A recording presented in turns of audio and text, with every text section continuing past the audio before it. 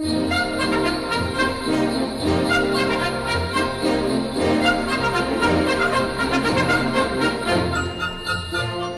y'all, welcome back to Buen Provecho on Living Made Simple in Panama.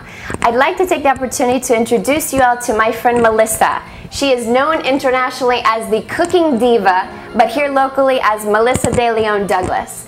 Melissa had invited me to her home a few weeks ago, and I had an incredible experience here. As you know, I'm a city dweller, I'm from the States, so to experience raw natural resources is a totally new thing for me. And it's incredible because here in Melissa's estate in Cerro Azul, she grows real life cocoa beans, what we're referred to as chocolate. But this thing is absolutely amazing. Let me show you guys what she showed me.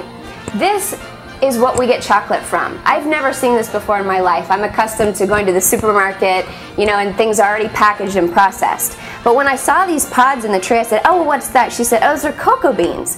And I said, cocoa beans? And she's like, yeah, that's what you make cocoa from. And so she showed me, she cut one of these open for me, and let me show you guys what this is. What we produce chocolate from are these little pods. Yes. You take all the seeds out, you wash them well, and then you take them to the food dehydrator. In our case, we do it this way, because most of the processing techniques are done on the sun, under the sun, or in an oven. But we do it this way because we want to keep all the nutritional values complete. So this is actually a raw food. All the nutrition. That's perfect. I know we're hearing so much in the news these days that the more you cook or the more you process natural foods, the more you kill the vitamins and the nutrients that are essential in them. Yes. So the great thing, I know you guys I'm sure have heard in the news that chocolate is actually not as bad for you as they traditionally had said. Now they're showing us that they're rich in flavonoids, which is an antioxidant, which is great. It's great to lower your blood pressure. It's a brain food. Brain food, yes. So great. Now I can really take advantage of this chocolate stuff that I've loved all my life. Okay, so Melissa, how do we go from these kind of mushy, soggy cocoa beans into this dried product? I know you mentioned that you dehydrate them, but how does that work? Well, Amy, first of all, you wash them well, really well, and then you put them in the food dehydrator. So this is the dehydrator? Exactly. Okay, now where would we find something like this? Did you buy that in Panama? I bought them via internet in Amazon.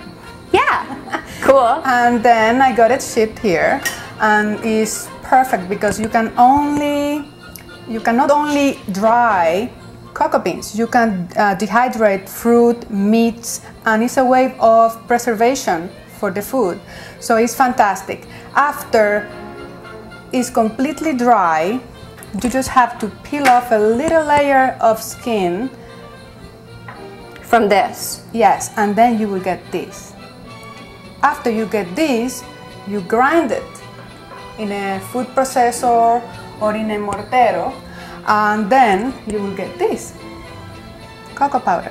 And then with this, you can prepare the delicious cookies we are going to show you today. Yeah, and let me tell you, they are excellent. She prepared a batch for me ahead of time, and they are, you can't even imagine the difference that it makes when you actually use this authentic, true to taste. It's amazing because organic food is not spoiled by, the chemicals and the pesticides. The preservatives, yes. So it's amazing because this cocoa powder is so much richer than the ones that I use, to make traditional recipes that you would buy at the supermarket. So will you show us? I know I got a chance to taste them, but I want to teach our viewers, how do you make these incredible cookies? First of all, what are they called? They are called chocolate snowballs. In the tropics, that is really interesting. Yeah, that's ideal. Christmas in Panama. That's our one form of snow for the year, for the season. We're going to start here our recipe with 1 stick of butter. Then start mixing 3 tablespoons of powdered sugar. Now we are going to add 2/3 cups of unbleached flour, sifted, of course. Put it up here. We mix it. Always start low here. with the power of the mixer, because if you start high, you will get flour all over the place.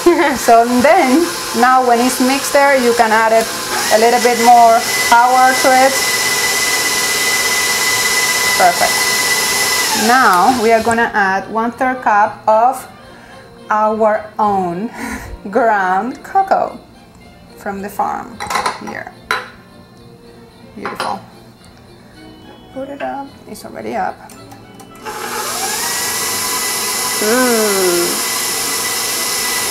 That smells so good. It's so fragrant. It is. And it's naturally fragrant. We are not using here anything, any preservatives. Nothing artificial? Nothing. So we are getting here already a nice consistency for these cookies. I'm gonna turn it up one more time so we can add the almonds, 1 cup almonds. Okay. And then